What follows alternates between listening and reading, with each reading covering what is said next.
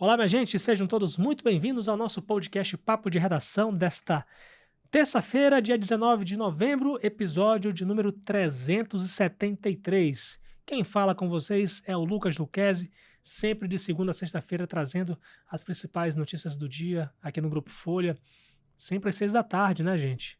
E eu convido vocês a interagir conosco, tem a seção de comentários do canal da Folha no YouTube aberta para você participar, interagir, você mandar suas sugestões de matérias ou de entrevistas, críticas, por que não? Tem a seção, além dessa seção, você também tem o zap da redação, que é o 999715300, gente. Bem, hoje temos aqui notícias sobre a cassação do governador e do vice-governador Antônio Denário, mesma decisão que absolveu um senador do estado. Tem também aqui a saída da Coronel Valdiane do subcomando da Polícia Militar. Tem aqui notícias policiais, incluindo aí de um homem que invadiu uma casa e tentou estuprar uma mulher na frente dos filhos, na verdade. Tem também, gente, o caso do assalto, uma residência no Jockey Club, que a gente tem mais detalhes sobre a premeditação, como é que foi a dinâmica desse assalto. Tem ainda a notícia da prisão de um rapaz suspeito de facilitar a entrada ilegal de imigrantes cubanos aqui em Roraima, aqui no Brasil por Roraima nesse caso, né? E ainda mais uma autorização para uma empresa comprar energia da Venezuela para abastecer o nosso estado. Então fiquem ligados no papo de redação. Gente, vamos começar pela notícia que é a notícia principal dessa tarde, que é sobre a decisão do Tribunal Regional Eleitoral de Roraima, que depois de 4 horas de julgamento, decidiu por 6 votos a 1 cassar o governador Antônio Denário, do Progressistas, e o vice-governador Edilson Damião, do Republicanos, por abusos de poder político e econômico nas eleições de 2022. A corte ainda determinou novas eleições para o governo de Roraima. E a gente lembra que essa é a 4ª cassação já imposta a Denário. A gente lembra que uma dessas cassações foi anulada, mas que esse processo está agora no Tribunal Superior Eleitoral, dessas 3 primeiras cassações. E foi a 2ª cassação que foi imposta ao vice-governador Edilson Damião. Essa decisão colegiada, é bom a gente esclarecer, que ela vai ter efeito imediato depois que forem julgados todos os recursos possíveis nesse processo, o que significa que Edilson Damião, como vice-governador, e Antônio Denário, como governador, permanecem no cargo enquanto houver o julgamento desses recursos, né? Eu acredito que eles vão entrar com recurso, é natural que uma pessoa que em determinado processo ela entre com recurso por uma decisão que ela não é favorecida e assim a chapa vai entrar com recurso. E pela cassação, eu vou falar aqui o nome dos juízes que votaram pela cassação. Os juízes Renato Albuquerque, relator dessa ação, a Joana Sarmento, parcialmente, Vitor Queiroz e o Marcos Gil Barbosa Dias, além das desembargadoras Tânia Vasconcelos e Elane Bianchi, que é a presidente. A Tânia é a vice-presidente nesse caso, né? Cláudio Belmino, o juiz eleitoral, pediu a improcedência dessa ação. No mesmo processo, o tribunal absolveu por unanimidade o senador Dr. Irã do Progressistas e seus suplentes J.R. Rodrigues do Republicanos e Aline Rezende do Progressistas. E aqui eu falo detidamente sobre qual é a ação, qual é a acusação, quem está apresentando essa ação. Então, a chapa Denário Damião, que foi eleita com 163 mil votos em 2022, é acusada em ação de impugnação de mandato eletivo apresentada pela coligação Roraima Muito Melhor, da ex-prefeita Tereza Surita, do MDB, que foi rival dos gestores em 2022, de 9 crimes. 9 crimes são as acusações: distribuição de cestas básicas e cartões de R$200 por meio do programa Cesta da Família em ano eleitoral, reforma de residências por meio do Morar Melhor em ano eleitoral, Transferência emergencial de 70 milhões de reais do governo estadual a 12 dos 15 municípios afetados pelas fortes chuvas em 2022, sem observar os critérios legais, nas cidades cujos prefeitos eram aliados da reeleição do governador. Publicidade institucional com elevada promoção pessoal dos agentes públicos. Então, essas 4 acusações, já inclusive em ocasião anterior, valeram a cassação de Antônio Denário e Edilson Damião, e aí foram incluídos nessa nova ação, que também incluiu aqui 6 situações em que já foram julgadas até pelo TRE, que é a questão da publicidade institucional com elevada promoção pessoal dos agentes públicos, o excesso de gastos com publicidade institucional no ano do pleito, uso de recursos públicos para proselitismo político no Festival da Melancia de Normandia, finalidade eleitoral na distribuição de cestas básicas em Alto Alegre, nomeação de centenas de cabos eleitorais às vésperas das eleições e um suposto desvio de 22 milhões para a campanha de Denário e Edilson Damião. Essas últimas acusações que eu falei foram todas rejeitadas. No caso do senador Irã, a coligação o acusa de receber para a campanha eleitoral doação ilegal de quase 3 milhões de reais do União Brasil, a captação irregular de recursos antes do período eleitoral, a captação ilícita de recursos financeiros na conta pessoal como então pré-candidato ao Senado e o atendimento de pacientes oftalmológicos no malocão da Codesaiman para a compra de votos. Agora, falando do relator da ação, o juiz Renato Albuquerque, ele pediu a cassação e a inelegibilidade de 8 anos dos gestores estaduais pelas 4 primeiras acusações que eu falei aqui, que foram as mesmas acusações que levaram à cassação de Denário e Damião em ocasião anterior, que inclusive esse processo está no TSE agora. E o juiz também pediu a realização de novas eleições no estado. Por outro lado, o magistrado pediu a absolvição de Dr. Irã e de seus suplentes por entender que as acusações já foram consideradas improcedentes anteriormente pelo TRE e que, na opinião dele, não há gravidade, desproporção ou algo novo a serem julgados nesse processo. A gente lembra também que, anteriormente à análise do mérito, o magistrado pediu a rejeição de 8 preliminares, que são questões apresentadas a serem decididas antes do mérito da causa que poderiam extinguir esse processo. 7 foram apresentadas pelos acusados e uma foi protocolada de ofício pelo juiz eleitoral Marco Gil Barbosa Dias. Essa que apontava uma falta de conexão entre as condutas das campanhas da chapa governista e do senador. O juiz Cláudio Belmino abriu divergência nesse julgamento ao pedir a improcedência dessa ação. Ele solicitou a retirada do pedido de inelegibilidade do vice-governador e, quanto aos altos gastos governamentais, o magistrado solicitou a consideração do contexto da crise migratória e da pandemia da Covid-19. Belmino acompanhou a posição do relator apenas para excluir Dr. Irã desse processo.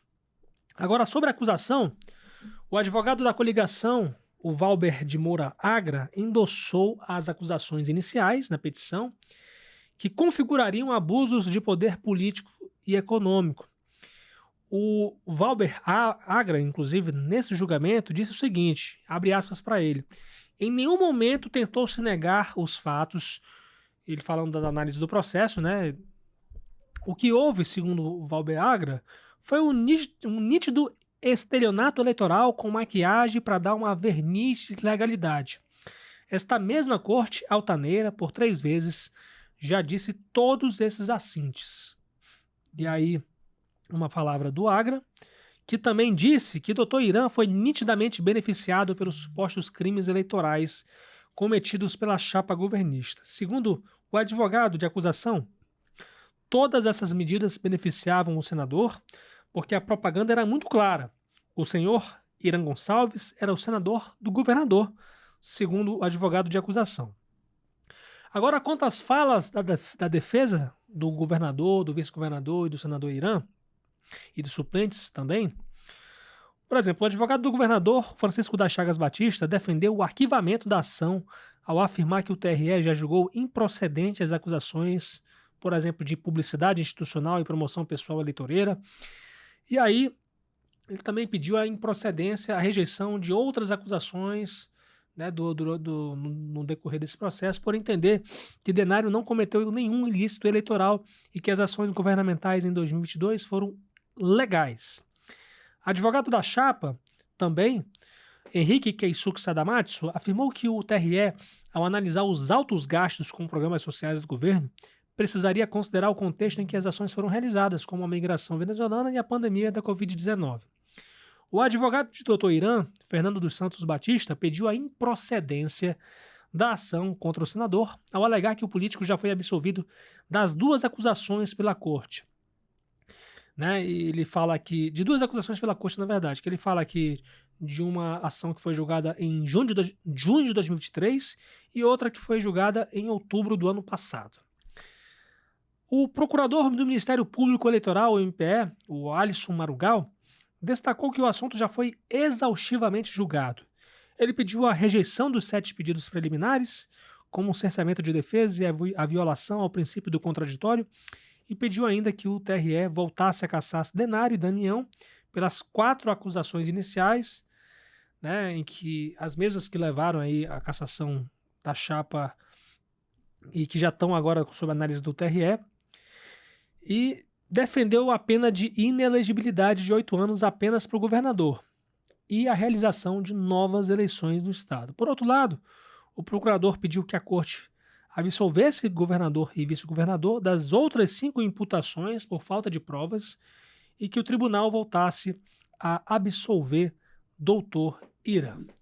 Então, mais ou menos, esse foi o transcorrer do julgamento do governador e do vice-governador e do senador, que durou 4 horas. Né? A gente teve, eu particularmente costumo acompanhar as sessões daqui da redação, porque é uma forma mais estruturada para a gente acompanhar um julgamento como esse, né, que tem sessão, tem a transmissão, né, hoje as sessões online, as sessões tanto de assembleia quanto de Câmara, quanto de tribunais, elas hoje são transmitidas, né, e claro que quando a gente está no tribunal, a gente vê uns outros olhares, né, mas de uma forma mais estruturada, até para informar rapidamente para as pessoas e consolidar as informações. A gente tem aqui um pouco do olhar de outros colegas, né, sobre os fatos, né, do que poderia incluir também na matéria. A gente tem aqui, eu tenho a possibilidade de fazer algumas pesquisas também durante, eu estou acompanhando a sessão no computador. Então, mais ou menos uns bastidores também da apuração que eu estou passando aqui para vocês, para saber como é que a gente acompanha a sessão, né? A gente envia, por exemplo, a nossa fotógrafa para lá, para acompanhar a sessão de lá, para fazer umas fotos, e aí ela manda para a gente já coloca no nosso sistema, e a gente fica já preparado para uma decisão que seja favorável ou desfavorável, né? A gente tem 2 matérias, né? Então, é uma cobertura muito desafiadora, porque tratam-se de temas muito complexos. Às vezes a gente não sabe nem... não estou falando todas as vezes, mas tem situações em que termos jurídicos são colocados que a gente de cara não entende, né? Mas que a gente, de vez em quando, que a gente tem a oportunidade de consultar os universitários, como a gente fala, aí a gente pode consolidar um texto mais real e fiel ao que é julgado ali. Então, estou apresentando para vocês aqui um pouco dos bastidores também da nossa cobertura de julgamentos de tribunais. Muito bem, minha gente, vamos falar agora com a minha colega de redação, Marília Mesquita. Seja muito bem-vinda, Marília, ao nosso podcast de hoje. Oi, Lucas. Oi para você que está acompanhando a gente pela 100.3, também aqui pelo nosso canal no YouTube. Véspera de feriado, né? A gente vem até mais empolgado. Mas você vai trabalhar amanhã, né? Amanhã estarei de plantão, então por isso que a empolgação não tá tão assim. Mas pelo menos no final de semana você vai Ah, poder curtir à vontade. Mas tá bom, né? Pelo menos assim, mais um dia de trabalho. Espero que seja tranquilo. É isso aí, é a nossa expectativa. Vamos lá, vamos começar de uma forma mais tranquila. Eu diria assim, né? Porque a gente vai tratar aqui de algumas ocorrências policiais, mas vamos começar falando do comando da Polícia Militar.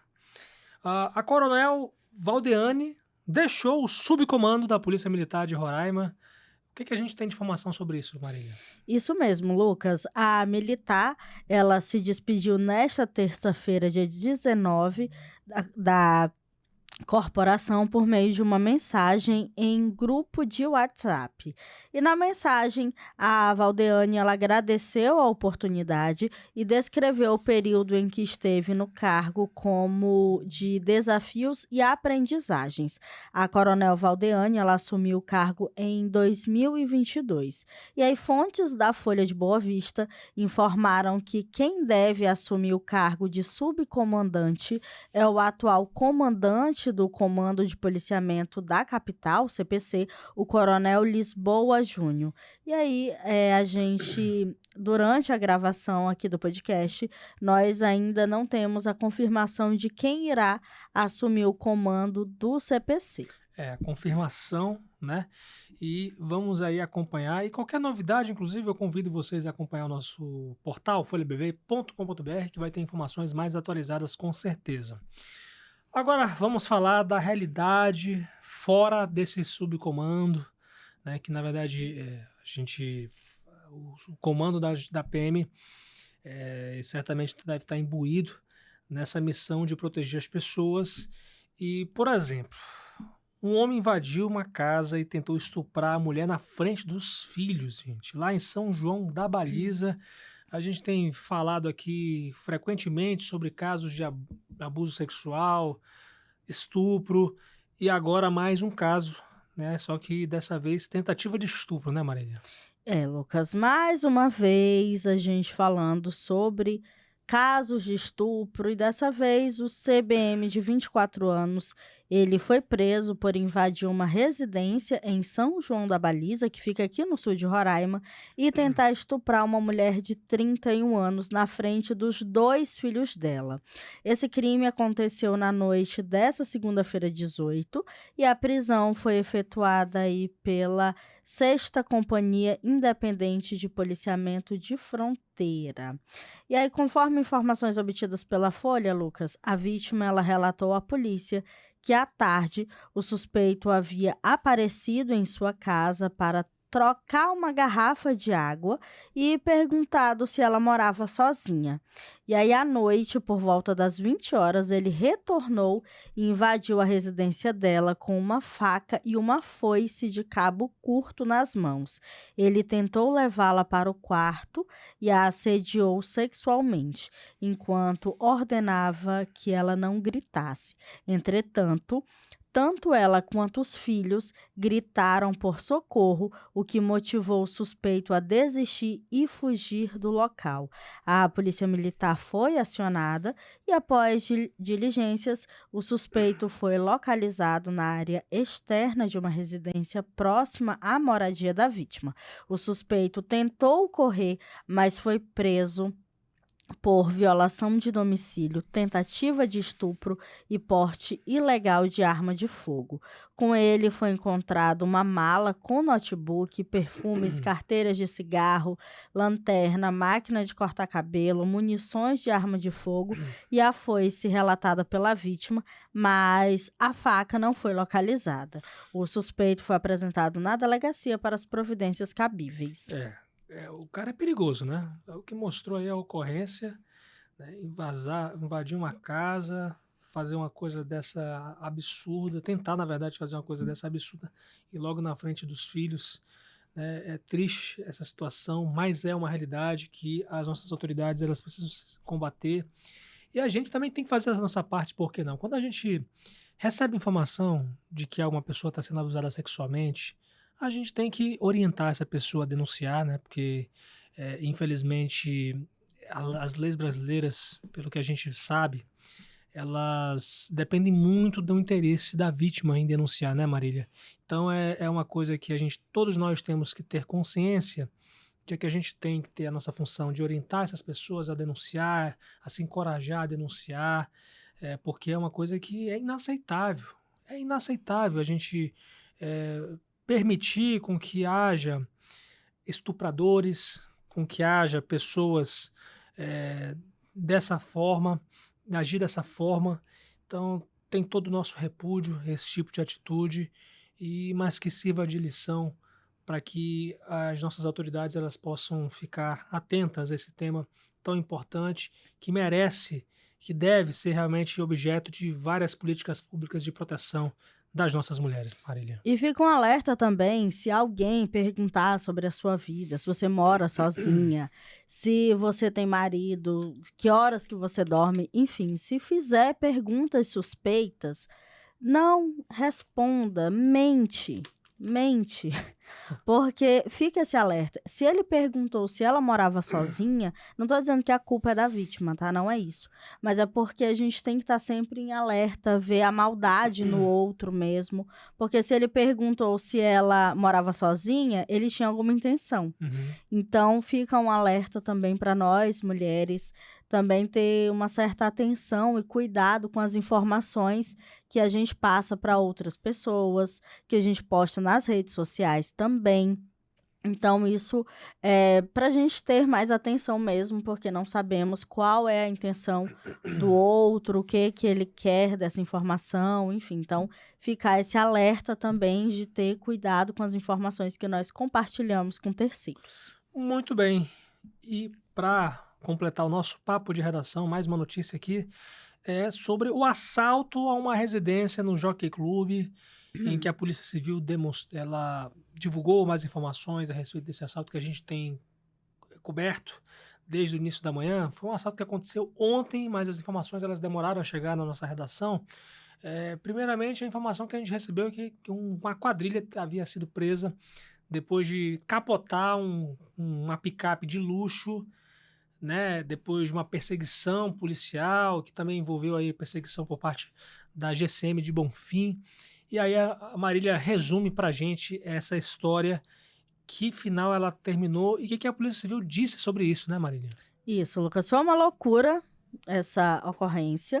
Imagino. E aí foi o seguinte, foi uma operação integrada no município de Bonfim entre a Polícia Civil de Roraima e a Polícia Militar, e também, né, a Guarda Civil Municipal de Boa Vista e de Bonfim, que resultou na prisão em flagrante de uma quadrilha envolvida em um roubo ocorrido numa ocorrência no bairro Jockey Club, que fica aqui na zona oeste de Boa Vista, por volta das 6h30 da manhã desta segunda-feira, dia 18. Durante a operação, também foram recuperados os bens roubados das vítimas, incluindo uma caminhonete Hilux e uma arma de fogo utilizada pelos criminosos durante o roubo. De acordo com o delegado adjunto de Bonfim, o Juliano Bruno, 3 suspeitos invadiram a residência de um casal de autônomos de 37 e 36 anos, e ele explica que o quarto criminoso ficou do lado de fora da residência, dando cobertura aos comparsas. Primeiramente, os criminosos desligaram o hidrômetro da casa e, quando o proprietário foi averiguar, percebeu que alguém tinha desligado o equipamento. Ao retornar para dentro da residência, a vítima já se deparou com os 3 homens encapuzados e armados com facas. Os criminosos renderam as vítimas amarrando-as com cabos de carregadores de celular. O grupo exigiu que o dono da residência realizasse transferências via Pix e recolheu diversos bens da casa, incluindo uma TV, um notebook e uma arma de fogo. O dono da casa chegou a ser agredido com coronhadas na cabeça. Após carregarem os objetos na caminhonete da vítima, os suspeitos fugiram e as investigações iniciais em Boa Vista apontaram que eles seguiram em direção ao município de Bonfim, na fronteira com a Guiana. E aí, Lucas, houve a perseguição e aí finalmente a prisão desses cidadãos. Ainda de acordo com o delegado, a Guarda Civil Municipal de Boa Vista identificou que a caminhonete seguia para Bonfim e pediu apoio, repassando a informação para a equipe policial daquela cidade. Em razão disso, foram montadas operações ao longo da BR-401 e em vicinais para interceptá-los. Eles foram localizados quando chegavam em Bonfim, trafegando por uma estrada de chão que dá acesso à localidade do Manoá. E durante a perseguição para prendê-los, o motorista da Hilux perdeu o controle e capotou o veículo em uma vala. Os suspeitos tentaram fugir a pé, mas foram localizados e detidos em um matagal com o apoio integrado das forças de segurança. E aí foram presos o KMS de 19 anos, o ROC de 21, o RRFS de 20 anos e o DRFL de 18 anos. Na continuidade da investigação, os policiais identificaram que os bens roubados das vítimas haviam sido armazenados em uma residência no conjunto Vila Jardim, que fica lá no Cidade Satélite, antes da tentativa de fuga. E aí tem uma aspas do delegado que diz o seguinte: nos deslocamos para Boa Vista e fomos ao endereço onde recuperamos os bens furtados das vítimas. Entre os objetos estava a arma de fogo que foi recuperada. Depois retornamos para Bonfim para concluir as diligências. Foi o que disse o delegado. E aí lá na delegacia, Lucas, os suspeitos, eles confessaram o roubo e detalharam a divisão das funções. O ROC, por exemplo, ele admitiu ter planejado o crime como forma de vingança contra a vítima, que foi aí o seu ex-patrão, que teria demitido ele e sua esposa sem pagar os direitos trabalhistas. Eita, gente. Na delegacia, foi apontado que, na realidade, ele foi demitido porque furtou o estabelecimento, tendo sua ação, a ação dele foi flagrada pelas câmeras de segurança do local, que identificou ainda o comparsa dele, que também estava envolvido no roubo na casa do autônomo, que trata-se aí do RRFS. Ainda, segundo o delegado, a integração entre as forças de segurança foi de extrema importância para desarticular a quadrilha de criminosos e recuperar os bens roubados da casa da vítima, incluindo a arma de fogo, antes que eles cruzassem a fronteira com a Guiana. E aí, Lucas, tem um detalhe interessante aqui, Por favor. que um deles, ele conseguiu fugir da polícia. Depois que eles foram presos, eles foram levados lá para o Vila Jardim e um deles conseguiu fugir durante a operação, que foi o DRFL, que ele conseguiu fugir, mas o delegado informou que as diligências estão em andamento para prendê-lo. E aí os três que sobraram, né, os três que Meu foram Deus do presos, céu. eles foram autuados em flagrante por roubo majorado e hoje eles foram apresentados na audiência de custódia. Que situação, né, gente? Inclusive, eu vou até quebrar um protocolo aqui, que eu, sinceramente, eu detesto certas formalidades. Mas esse cidadão aí que fugiu algemado, e vamos ajudar a Polícia Civil a localizá-lo, né? Fugiu algemado, gente. É o David, é David ou é David ou é David? É David Ribeiro Falcão Lisboa. Gente, esse rapaz, ele tem apenas 18 anos. 18 anos. E a idade deles chama muita atenção porque, cara, os caras acabaram de sair das fraldas praticamente e já estão no rumo do crime, né? Inclusive, tem até um vulgo aqui dele, o apelido, cara de mulher, inclusive. É até curioso, né, o apelido que uso para ele. David Ribeiro Falcão Lisboa está foragido, a Polícia Civil ainda não localizou, ele fugiu enquanto estava algemado, porque a polícia levou esse David para mostrar onde é que estava a arma. onde é que tinha escondido a arma, né? E a gente não sabe bem os detalhes de como que ele conseguiu fugir, né, algemado. Isso, a Polícia Civil não passou pra gente essas informações de como ocorreu aí essa fuga, por isso que nós não colocamos na matéria, porque não foi repassado a forma, né, como ele fugiu. Mas já que a gente deu o nome dele, Lucas, não bora dar o nome dos demais, por né? favor, Por que não? Por favor. Então, um deles é o Renato como é que pronuncia esse nome? Renato Peraí. Ritchie. Cadê? Renato Ritchie, Renato Isso. Ritchie Frederico de Souza, né? Isso, esse mesmo. Ele nasceu em 2004, gente. Então são 20 anos. Criatura dessa nasceu ontem. 20 anos de Enfim, idade. 20 aninhos. Tem também o Rony Oliveira Costa, que nasceu em 2002. Tem 21 porque foi em dezembro que ele nasceu, né? Eu sou ruim de cálculo. Mas tem 21 anos. Tem o Kaique Mafra da Silva, vulgo Cara de Leso, que de Leso só tem o vulgo, porque ele é muito do seu esperto, né, diz que. Nasceu em 2005. E aí tem o David Ribeiro Falcão Lisboa, o vulgo Cara de Mulher que está desaparecido, que nasceu em 2006. Ou seja, uma quadrilha de gente jovem que poderia estar estudando, trabalhando, mas prefere aí entrar no mundo do crime e agora está todo mundo preso. Ainda teve a narrativa desse rapaz aí, que falou que ele fez uma vingança contra o patrão dele, né? Sim. Gente, mas pelo amor de Deus, se for isso, isso aí vai ser investigado, evidentemente, né? Eu espero. Tem muitas outras coisas de você mostrar uma questão de insatisfação, né?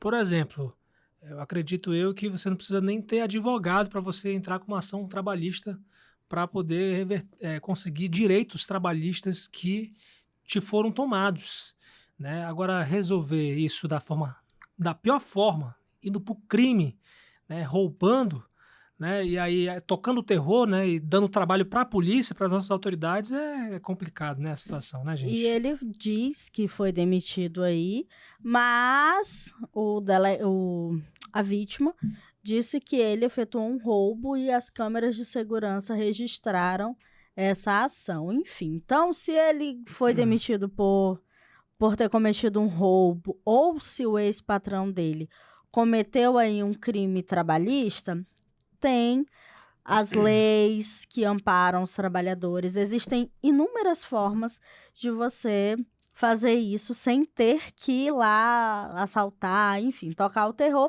E agora ficou sem o dinheiro, se ele foi demitido por, né, não ter cumprido aí as leis trabalhistas, ficou sem o dinheiro, preso, enfim, né? Ficou sem muita coisa, né? Ficou sem nada, né, querido? Quais são as iniciais desse rapaz aí, do cara feijão? do cara que disse que foi uma vingança do patrão, né? Só para a gente poder aqui situar, que a gente falou iniciais, mas a gente também tá quebrando todos os protocolos aqui, porque o papo de redação é para isso. A gente quebra, né? A gente quebra, ainda mais eu. Sinto muito. Não que eu não siga as regras, gente, não é isso, eu sigo. Gente. Porém, tem coisas que é o ROC. É o Rony Oliveira Costa, gente. Isso. Tem apenas 21 anos, ele nasceu em 2002, então, nasceu em dezembro de 2002, então são 21 anos desde lá. É isso, a gente... 21 anos mesmo. Pra gente fechar aqui, vamos trocar de assunto. Suspeito de facilitar a entrada ilegal de 8 migrantes cubanos é preso em Cantá. Nesse caso aí, a gente não tem o nome da pessoa suspeita de envolvimento com isso, né? Mas vamos aí trabalhar com as informações que a gente tem sobre essa ocorrência, Marília. Isso, as informações foram repassadas aí pela PRF, então por isso que nós não temos nem as iniciais. Nem as iniciais, exatamente. E essa prisão, Lucas, como você disse, aconteceu ontem, na segunda-feira, e ela foi flagrada na BR-401, no município do Cantá. Durante o policiamento, os policiais deram ordem de parada a um veículo que trafegava pela rodovia federal no sentido de Bonfim para Boa Vista, mas o condutor do veículo não obedeceu e fugiu por mais de 4 quilômetros. Após acompanhamento tático, o veículo foi alcançado pela PRF. No carro, os policiais identificaram o condutor, que é brasileiro, e 8 cidadãos cubanos que não tinham registrado sua entrada no Brasil. Entre os passageiros estavam 2 adolescentes e um bebê de 1 ano. O condutor receberia uma quantia em dinheiro para transportar os imigrantes até Boa Vista. O homem foi preso por facilitação de entrada ilegal de estrangeiros no Brasil, com a finalidade de obter vantagem financeira, e a ocorrência foi encaminhada para a Polícia Federal. Muito bem, Marília, agradecer demais a tua participação aqui, por quebrar o protocolo junto comigo e desejar a você um excelente plantão nessa quarta-feira, feriado de Consciência Negra aqui em Boa Vista. Obrigada, Lucas. Bom descanso para você, né? Vai feriadar. E para você que está nos acompanha, jornalista nunca para, né? Eu vou estar aqui no podcast amanhã. Feriados para uns e para outros não, mas enfim, para você que vai trabalhar também, não solte minha mão, estejamos juntos. Por favor. E juízos se comportem, então já sabem, né? Se não se comportar, vão sair aqui na Folha, na editoria de polícia, e não vai ser na coluna social. Beijo, bom feriado e até. Então, estou aqui com a Adriele Lima agora. A gente está fazendo uma mágica aqui para deixar a Adriele Lima no espaço que era da Marília Mesquita agora há pouco. Seja muito bem-vinda, Adriele, ao nosso podcast. Quero saber sobre uma nova autorização para uma outra empresa também atuar como... Na verdade, existe um conjunto de empresas agora que estão atuando, pelo menos com autorização já, para comprar energia da Venezuela para abastecer Roraima. Queria que você falasse sobre as últimas novidades a respeito disso. Oi, Lucas, todo mundo que acompanha o Papo de Redação. Então, a gente viu aí que ontem foi publicado no Diário Oficial da União a autorização para a empresa Infinity Comercializadora de Energia LTDA importar energia interruptível da Venezuela para abastecer Roraima. Essa medida ela foi assinada pelo secretário nacional de Transição Energética e de Planejamento, Thiago Vasconcelos Barral Ferreira, do Ministério de Minas e Energia. E aí ela detalha que a importação ela acontece por meio do linhão de Guri, que ainda depende, né, de outra autorização e contrato para usar essa interligação internacional aí de 230 kV. A ideia da autorização é reduzir a conta de consumo de combustíveis, que representa aí um custo das termoelétricas que abastecem aqui o nosso sistema, que é isolado aí do restante Brasil, né? Do Brasil. E aí, essa autorização permite a Infinity a se juntar a outras 3 geradoras habilitadas, como a Âmbar Energia, a Bolt, a Eneva e a Tradener. Isso aí, Tradener. A gente não é muito boa na pronúncia. E aí, mas apesar dessa habilitação, né, a gente ainda não tem um fornecimento, assim, de compra, né? Uma autorização assim, de compra mesmo, porque não há uma informação de que essa medida tenha sido efetivada, né? Você está falando em relação a que a gente não tem muitas notícias sobre essa compra de energia. Porque veja bem, o governo Lula está desde o ano passado falando que vamos voltar a comprar a energia da Venezuela como uma forma de eles pagarem, né, o calote que eles deram na gente, né? Que eu acho bem difícil agora, depois dessa tensão entre Lula, né, e Maduro, né? Mas, enfim, as operações aí estão continuando. De uma certa forma, a relação entre Brasil e Venezuela continua nesse nível aí, de que o governo brasileiro acabou de autorizar essa 4ª empresa a comprar energia da Venezuela.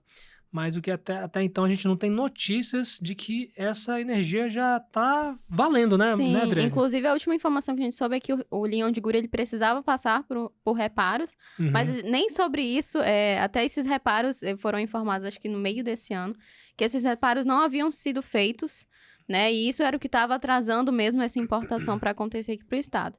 Mas, assim, nada muito claro, são autorizações que apenas autorizam, mas não detalham outras informações de funcionamento e de que se a gente já está recebendo ou não essa energia.